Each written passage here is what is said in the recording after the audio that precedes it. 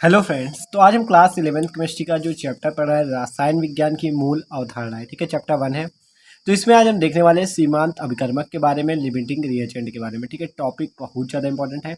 एक एग्जाम्पल से इसे बहुत ज़्यादा ही आसानी से हम समझने वाले हैं, ठीक है, क्योंकि ये बहुत कम लोगों को समझ में आता है सीमांत अभिकर्मक होता है क्या है। तो चलो आसानी से एकदम देखेंगे कि सीमांत अभिकर्मक किसे कहते हैं, जिसका नाम होता है इंग्लिश में लिमिटिंग रिएजेंट। तो देखो बात करते हैं, जैसे नाम से ही पता चल रहा है लिमिटिंग, कि एक मतलब ऐसा अभिकर्मक जो कि लिमिट में हो, कि मतलब उतना ही रहेगा, उससे ना कम होगा ना ज़्यादा होगा, ठीक है। तो उसे कहते हैं सीमांत अभिकर्मक, सिंपल भाषा में समझे तो। आपको पता है कि जो कोई भी रिएक्शन होती है तो उस पे पहले अभिकारक होता है, या आप कह सकते हो अभिकर्मक होता है, ठीक है। फिर वो रिएक्शन करके क्या बनाता है, उत्पाद का निर्माण करता है। तो ये आपको पता है, ठीक है। तो अभिकारक या अभिकर्मक जो होता है वो क्या करता है, उत्पाद का निर्माण करता है। तो सीमा, मान लो एक से ज़्यादा अभिकारक है या अभिकर्मक है, तो आप उनमें कैसे पहचानोगे सीमांत अभिकर्मक क्या होता है, तो आज हम उसको देखने वाले हैं, ठीक है। तो बात करते हैं सीमांत अभिकर्मक लिमिटिंग रिएजेंट की। तो देखो कह रहा है सीमित मात्रा में उपस्थित अभिकारक जो अभिक्रिया में बने उत्पाद की मात्रा को निर्धारित करता है, ठीक है। जो सीमित मात्रा में उपस्थित मतलब मात्रा उसकी सीमित होगी, अभिकारक जो अभिक्रिया से बना उत्पाद होगा उसकी मात्रा को निर्धारित करता है, लिमिटिंग रिएजेंट कहलाता है, ठीक है। अभी एकदम आसानी से समझेंगे।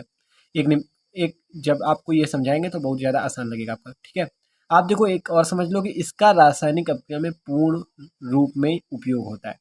मतलब कि जो आपका लिमिटिंग रिएजेंट होता है, आपका ये जो सीमांत अभिकर्मक होता है, इसका क्या होता है, ये पूर्ण रूप से उपयोग हो जाता है। कोई भी परसेंट, थोड़ी सी भी परसेंट मात्रा नहीं बस, ये पूर्ण रूप से ये अभिकर्मक उपयोग में हो जाता है, ठीक है, उपयोग आ जाता है इसका।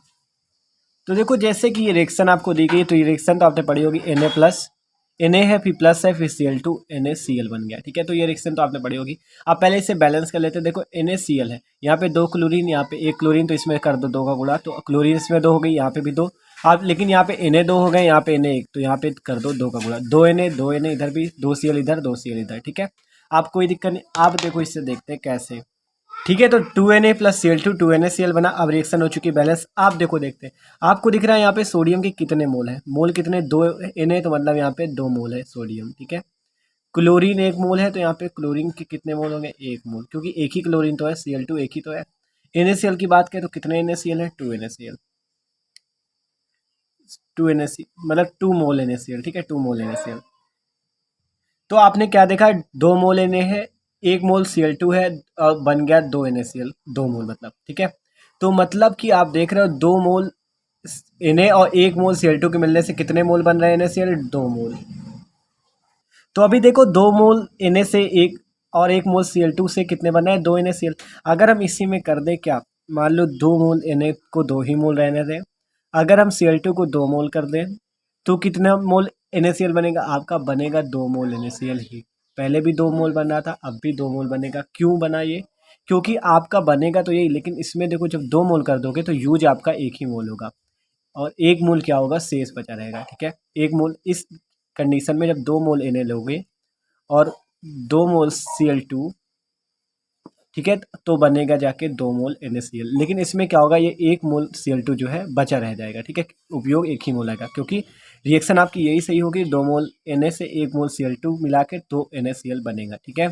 तो अब बात करें, जब 2 मोल मतलब क्रिया कर रहा है बने, और रिएक्शन एक ही मोल से हो रही है, तो इससे आपको क्या पता चलता है कि इसमें अब आपको देखना है कि ये वाला सीमांत अपकर्मक है कि ये, दो अभिकर्मक है Na और Cl2, तो इसमें कौन सा सीमांत अपकर्मक, तो आप कैसे जानोगे, क्योंकि आपसे कहा गया इसका रासायनिक अपक्रिया में पूर्ण रूप में उपयोग होता है। ये लास्ट में जो पॉइंट लिखा है ऐसे ही नहीं लिखा, तो यही मेन पॉइंट है कि इसका रासायनिक अपक्रिया में पूर्ण रूप में उपयोग हो जाता है। तो आप देख रहे हो किसका उपयोग पूर्ण रूप से हो जा रहा है, तो इसका उपयोग जो है Na का उपयोग रासायनिक अपक्रिया में क्या पूर्ण रूप से हो रहा है Na का उपयोग। लेकिन जो Cl2 इसका क्या पूर्ण रूप से हो रहा है, इसमें पहले 2 मोल से हम रिएक्शन कर रहे हैं, लेकिन हो किससे, केवल 1 मोल का ही उपयोग हो पा रहा है, 1 मोल शेष बच रहा है, तो इसमें सीमांत अपकर्मक कौन होगा, तो Na इसमें सीमांत अपकर्मक होगा। जब आप 2 मोल Na और 2 मोल Cl2 लोगे और 2 मोल NaCl बनाओगे तो इसमें 1 मोल शेष रह जाएगा, तो ये आपका क्या होगा, सोडियम वाला सीमांत अपकर्मक होगा, क्योंकि कहा गया इसका रासायनिक अपक्रिया में पूर्ण रूप में उपयोग होता है। देख सकते हो, सीमित मात्रा में उपस्थित अपकारक जो अपक्रिया में बने उत्पाद की मात्रा को निर्धारित करे, तो इसमें मात्रा को कौन निर्धारित कर रहा है, सोडियम, क्योंकि इसका पूर्ण रूप से उपयोग हो रहा है।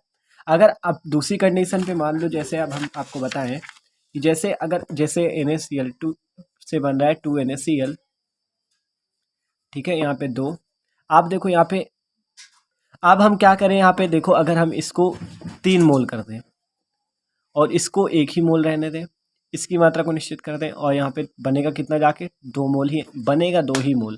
ठीक है, अब हमने क्या किया, इसको 1 मोल एक्स्ट्रा कर दिया, लेकिन अब आपको पता है कि रिएक्शन में क्या होगा, 2 ही मोल यूज होगा और 1 मोल एन जो होगा वो शेष बच जाएगा। ठीक है, लेकिन ये तो आपका 1 मोल पहले भी था, 1 मोल अभी भी है, तो मतलब जो पूर्ण रूप से आपका पूर्ण रूप से इसका उपयोग हो जाए, तो जिसका उपयोग पूर्ण रूप से हो जाए वो आपका कहलाएगा सीमांत अपकर्मक। तो इसमें कौन सा सीमांत अपकर्मक होगा, ये आपका क्लोरीन। तो देख सकते हो कितना आसान है सीमांत अपकर्मक पहचाना, मतलब जिसका उपयोग पूर्ण रूप से आप कर दो वो कहलाएगा सीमांत अपकर्मक। इस वाली कंडीशन में आपका क्लोरीन सीमांत अपकर्मक, लेकिन जो पहले वाली कंडीशन थी इसमें कौन था सीमांत अपकर्मक, उसमें आपका सोडियम जो था वो सीमांत अपकर्मक था। तो एक बार फिर से परिभाषा देख लो कि सीमित मात्रा में उपस्थित अपकारक जो अपक्रिया में बने उत्पाद की मात्रा को निर्धारित करता है, लिमिटिंग रिएजेंट कहलाता है। ठीक है, अब इसका रासायनिक अपक्रम क्या होता है, पूर्ण रूप से इसका भाग होता है, पूर्ण रूप से इसका उपयोग होता है। ठीक है, तो ये बात थी भाई सीमांत अपकर्मक लिमिटिंग रिएजेंट की। ठीक है, तो इसमें हमने देखा सीमांत अपकर्मक होता क्या है, आप कैसे दो अपकर्मक में सीमांत अपकर्मक पहचान सकते हो। ठीक है, 2 3 दिए आप कैसे पहचानोगे। ठीक है, तो ये बात हो गई सीमांत अपकर्मक की। अब हम इससे बेस्ड न्यूमेरिकल अगले वीडियो में देखेंगे, इससे बेस्ड न्यूमेरिकल भी होते हैं, बहुत इंपॉर्टेंट होते हैं। ठीक है, उनको देखेंगे। तो भाई अगर वीडियो थोड़ा सा भी अच्छा लगा हो तो प्लीज़ वीडियो को लाइक जरूर कर दीजिएगा। Okay, thanks for watching this video.